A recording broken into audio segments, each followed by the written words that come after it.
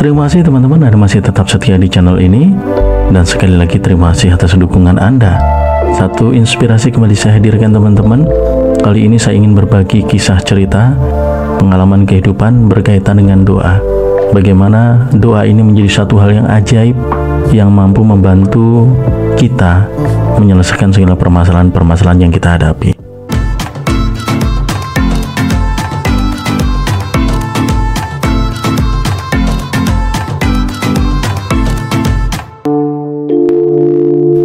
Sekali lagi terima kasih teman-teman atas segala dukungan Anda, atas atensi Anda, terutama melalui komentar-komentar yang sangat positif, yang mampu membangkitkan vibrasi, menaikkan energi bagi teman-teman yang lain.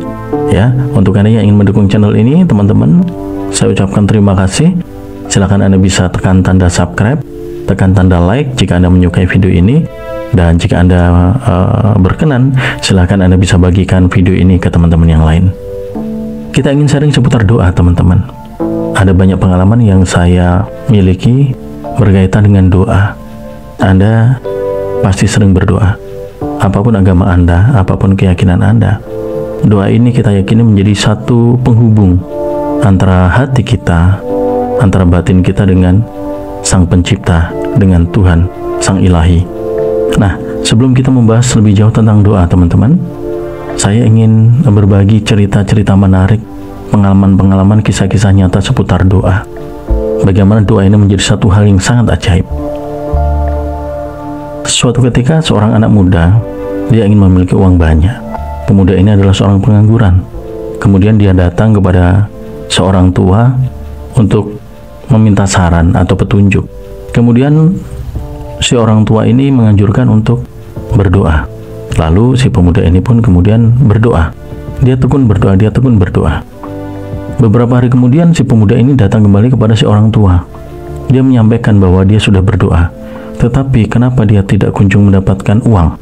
Akhirnya si orang tua ini bertanya, selain berdoa, apa yang sudah kamu lakukan?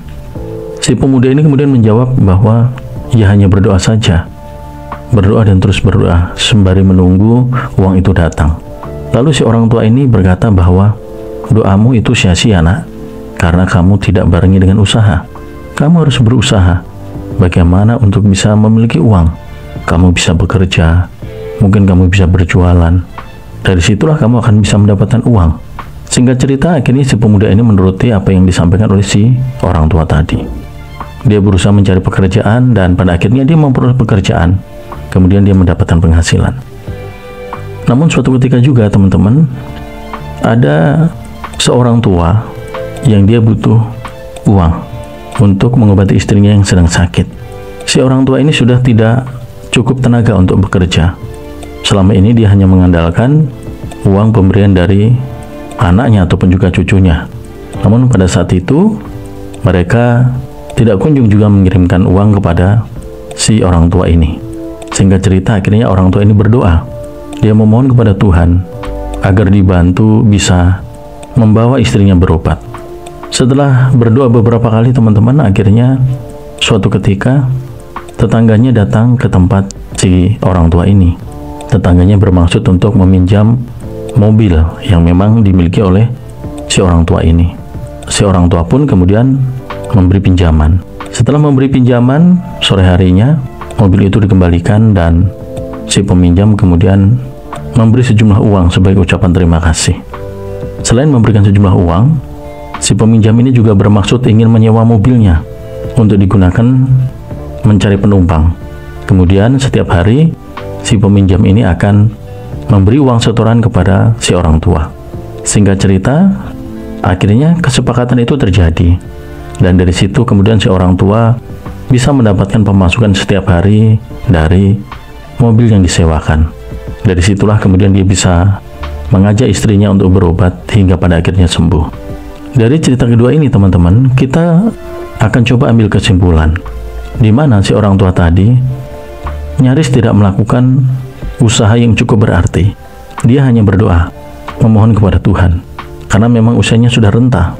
Namun demikian, meskipun dia tidak bekerja, tidak berusaha untuk mencari uang, Tuhan mengirimkan orang yang datang memberi uang yang pada akhirnya kemudian menjadi sumber penghasilan dari si orang tua ini. Nah, di sini kita bisa menangkap perbedaan antara cerita pertama, si anak muda yang pengangguran ingin mendapatkan penghasilan, kemudian dia harus bekerja, dibandingkan dengan cerita yang kedua, si orang tua yang memang sudah tidak mampu bekerja, tetapi tetap bisa mendapatkan uang pada saat dia berdoa kepada Tuhan. Sebelum kita bahas lebih lanjut teman-teman, ada satu cerita menarik lain yang mudah-mudahan ini nanti bisa semakin mengerucut dalam kita mengambil kesimpulan. Suatu hari sebuah keluarga, teman-teman, keluarga kecil yang tinggal di sebuah kontrakan sederhana, dia memiliki seorang bayi. Kondisi ekonominya sangat pas-pasan. Suatu ketika sang suami pergi bekerja setelah usai sholat subuh. Sang suami tidak langsung mendapatkan uang dari hasil pekerjaan, teman-teman, sebab dia akan menerima gaji secara bulanan. Sementara si istri hanya ibu rumah tangga yang memang mengurusi si buah hatinya yang memang masih kecil. Hari itu persediaan makanan untuk si kecil hanya cukup untuk sekali makan. Mereka bingung. Kemudian mereka berdoa. Setelah mereka berdoa, kemudian mereka mulai menjalankan aktivitas. Pulang dari kerja, secara kebetulan si suami melihat ada uang sebesar Rp5.000 yang ada di pinggir jalan. Kemudian dia berbalik arah, memutar sepedanya dan menghampiri uang tersebut, kemudian mengambilnya. Hatinya sangat riang waktu itu. Dia bermaksud ingin menceritakan kepada istrinya. Sesampainya di rumah, teman-teman, sebelum dia bercerita, istrinya terlebih dahulu sudah bercerita bahwa pada saat dia mengajak si kecil jalan-jalan ke depan gang, dia menginjak uang 15.000 yang terlipat kecil. Kemudian penasaran dia ambil. Ternyata itu adalah uang betulan sebesar 15.000. Akhirnya mereka pun nampak riang. Hari itu mereka mendapatkan uang Rp20.000, bukan hasil dari kerja, tetapi secara kebetulan mereka menemukan uang tersebut. Cerita ini hampir sama dengan cerita yang kedua, tetapi ini mereka menemukan secara kebetulan. Bahkan tidak ada orang yang datang untuk membantu memberikan uang tersebut. Cerita lain lagi, teman-teman, terjadi kepada seorang pemuda yang dia hidupnya sangat sederhana, pekerjaannya juga pas-pasan. Namun suatu ketika dia berhasil mengajukan pinjaman online. Pada saat itu pinjamannya tidak terlalu banyak, tetapi oleh karena ketidakmampuan untuk segera mengembalikan pinjaman, maka bunga pinjaman itu terus membesar. Hingga suatu ketika pinjaman itu terus membengkak dan penagihan juga sudah mulai lebih sering menghubunginya. Ini membuat kehidupannya tidak nyaman. Suatu hari si pemuda ini kemudian berdoa kepada Tuhan. Dia terus berdoa, Dia tidak punya apa-apa untuk membayar hutang-hutang tersebut. Hingga suatu ketika dia menyerahkan sepenuhnya kepada Tuhan. Dia sengaja matikan handphonenya untuk beberapa hari. Dan suatu ketika dia menyalakan handphonenya, dia mendapati sebuah SMS yang menyatakan bahwa pinjaman atas nama dirinya itu dianggap lunas dan tidak akan pernah ada penagihan lagi. Di situ juga disebutkan sebuah catatan bahwa jika ada orang yang menagih mengatasnamakan perusahaan tersebut, mohon tidak ditanggapi. Perusahaan tersebut juga mengucapkan terima kasih sebab telah terjadi kerjasama selama ini. Ini menjadi satu hal yang sangat mengejutkan bagi si pemuda tadi, teman-teman. Dia tidak mempunyai apa-apa dan tidak bisa berbuat apa-apa untuk bisa membayar hutangnya. Tetapi secara ajaib, pihak perusahaan menganggap lunas hutang-hutangnya. Dia tidak tahu pertimbangannya apa, sehingga hutang-hutang tersebut dianggap lunas oleh perusahaan tersebut. Nah, teman-teman, dari kisah pengalaman ini mungkin salah satunya pernah Anda alami, atau mungkin pernah Anda dengar kisah yang sama yang terjadi di seputar tempat tinggal Anda. Di sini kita bisa mengambil banyak sekali makna dan juga hikmah, teman-teman, akan kedahsyatan sebuah doa. Ya, dari cerita pertama hingga cerita yang terakhir, doa itu menurut saya pribadi, doa itu adalah sebuah misteri, teman-teman. Adalah misteri. Kenapa saya bilang misteri? Sebab kita nyaris tidak tahu kapan doa itu terwujud. Kita nyaris tidak tahu bagaimana doa itu akan terwujud. Bagaimana prosesnya? Kita tidak tahu. Nah, yang ingin saya sampaikan dalam video ini, teman-teman, melalui cerita-cerita tadi, bahwa ternyata Tuhan mempunyai cara yang berbeda-beda pada setiap orang dalam Tuhan mengabulkan atau menanggapi doa-doa kita. Ya, di satu sisi ada orang yang harus melalui usaha keras untuk bisa memperoleh apa yang dia inginkan dalam doanya. Tapi di satu sisi Tuhan bisa menciptakan keajaiban-keajaiban untuk menjawab atau mengabulkan doa seseorang, sehingga meskipun tidak dengan usaha yang keras, kita bisa memperoleh apa yang kita inginkan atas doa kita. Nah, disinilah teman-teman kita melihat kemahakuasaan Tuhan. Tentunya Tuhan mempunyai sebuah pertimbangan. Tuhan mempunyai sebuah ukuran tersendiri kepada masing-masing pribadi yang datang kepadanya melalui doa. Ya, jelas sekali dalam cerita tadi bagaimana Tuhan menjawab doa-doa kita. Mungkin ada di sekitar Anda teman-teman kisah atau mungkin pengalaman seputar doa yang mungkin terjadi secara ajaib. Sekali lagi, semua atas kehendak Tuhan. Tuhan punya hak untuk mewujudkan doa Anda dengan cara-cara yang Tuhan kehendaki. Nah, dari apa yang saya pelajari teman-teman, dari pengalaman-pengalaman, dari referensi, dari buku-buku yang coba saya padukan, saya mempunyai beberapa kesimpulan bahwa Tuhan akan menanggapi doa kita apabila doa kita terkoneksi dengan Tuhan. Artinya doa kita benar-benar sampai kepada Tuhan. Di situ pasti Tuhan akan menjawab atau menanggapi doa kita. Nah, bagaimana doa itu bisa terkoneksi dengan Tuhan, artinya bisa benar-benar sampai kepada Tuhan, yaitu adalah doa yang disertai dengan iman dan keyakinan. Inilah yang kemudian menjadi penyebab kenapa ada doa yang tidak kunjung dikabulkan atau keinginan yang tidak kunjung terwujud. Namun di sisi lain ada doa yang dengan sangat mudah dikabulkan. Ya, kunci dasarnya ada pada iman dan keyakinan.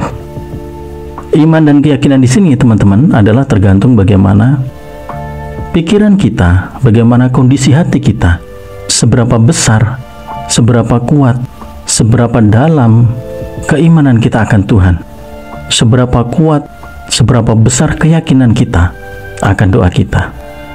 Itu ternyata menjadi satu poin khusus, apakah doa kita akan terkabulkan ataukah tidak.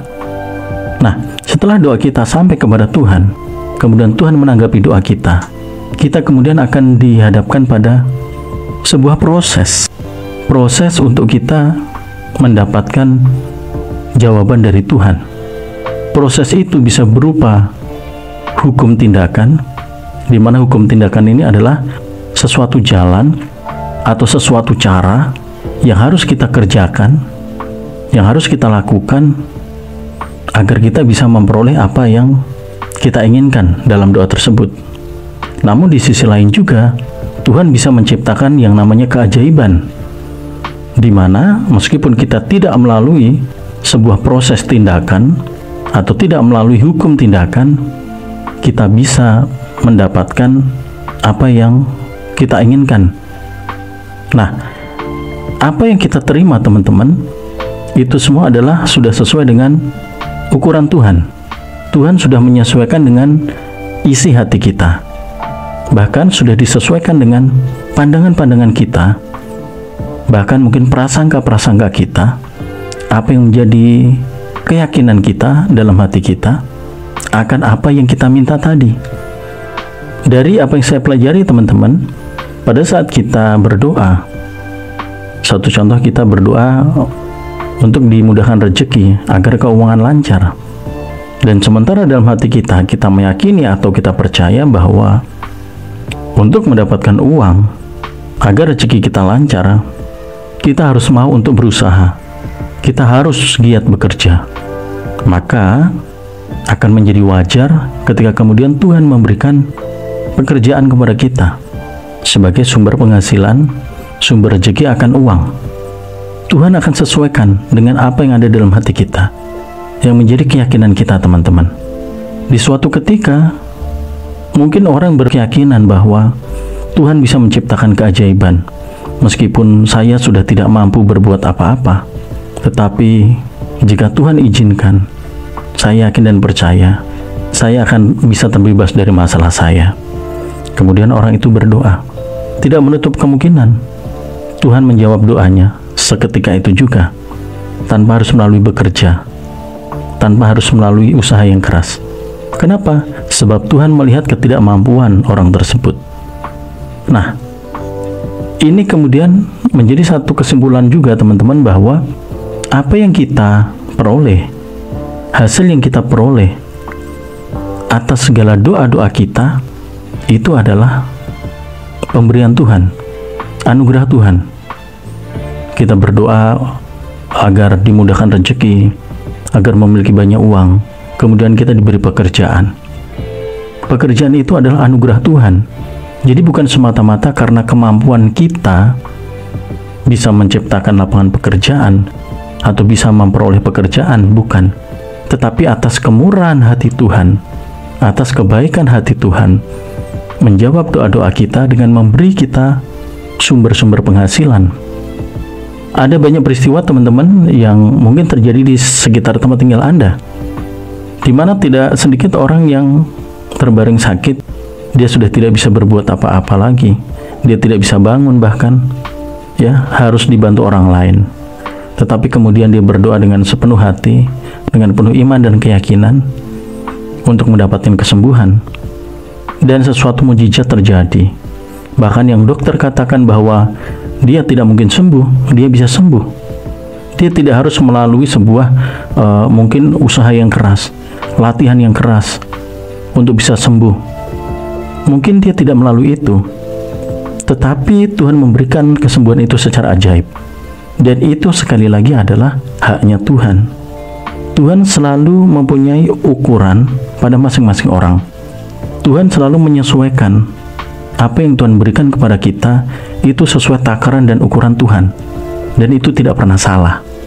Ya, jadi kita seharusnya memang tidak pernah heran ketika, maaf kata, ada orang yang kok gampang rezekinya, ada orang kok harus bersusah payah untuk mendapatkan rezeki.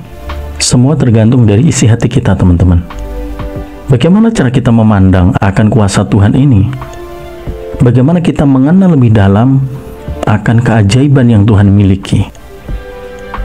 Ya, nah, pesan penting yang ingin saya sampaikan dalam video ini melalui cerita-cerita tadi untuk kita semua, terutama untuk Anda yang mungkin saat ini tengah dalam masalah, atau mungkin Anda yang mempunyai sebuah keinginan, atau Anda yang ingin berdoa kepada Tuhan. Berdoalah dengan penuh iman dan keyakinan Anda, teman-teman. Saya yakin dan percaya doa Anda akan sampai kepada Tuhan, dan kemudian akan ditanggapi atau dijawab oleh Tuhan.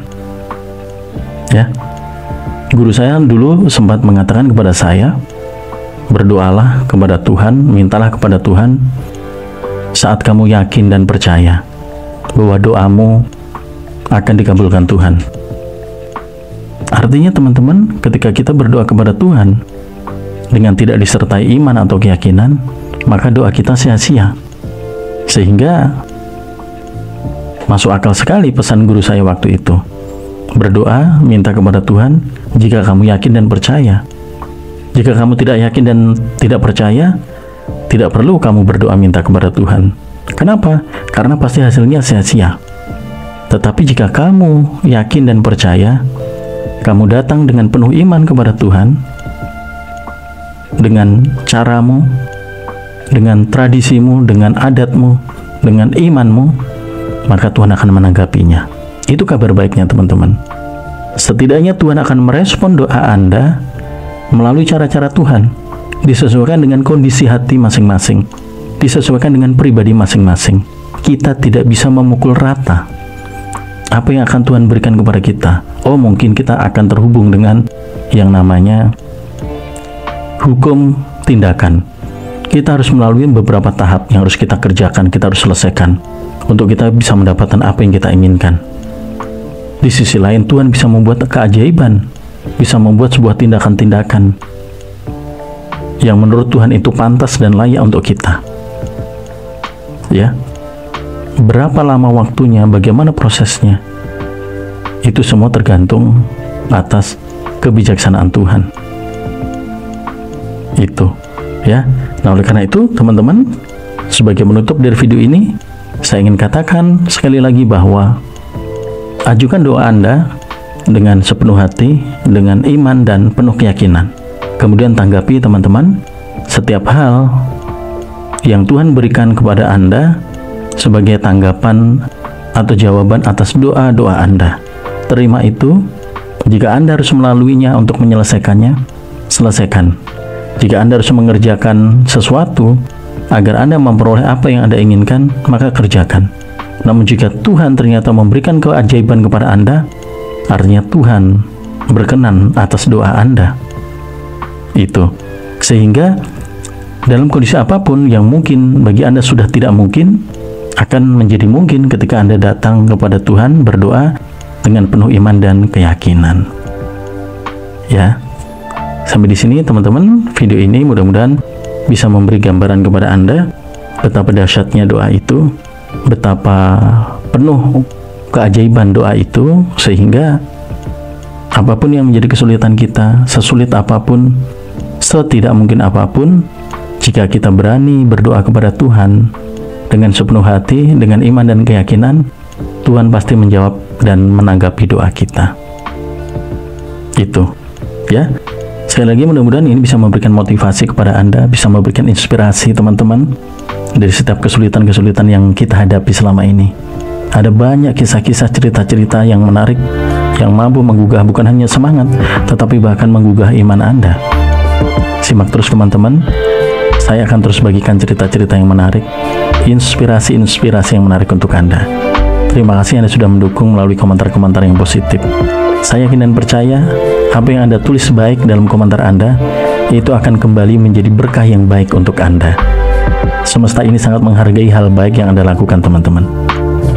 Ya, sekali lagi terima kasih Anda sudah menyimak video ini teman-teman. Berikan salam terbaik saya untuk keluarga tercinta Anda. Sehat selalu, dimudahkan segala urusan Anda, dilancarkan rezeki Anda. Terima kasih sekali lagi, dan akhir kata, salam sukses dan salam sehat selalu untuk Anda dan keluarga Anda.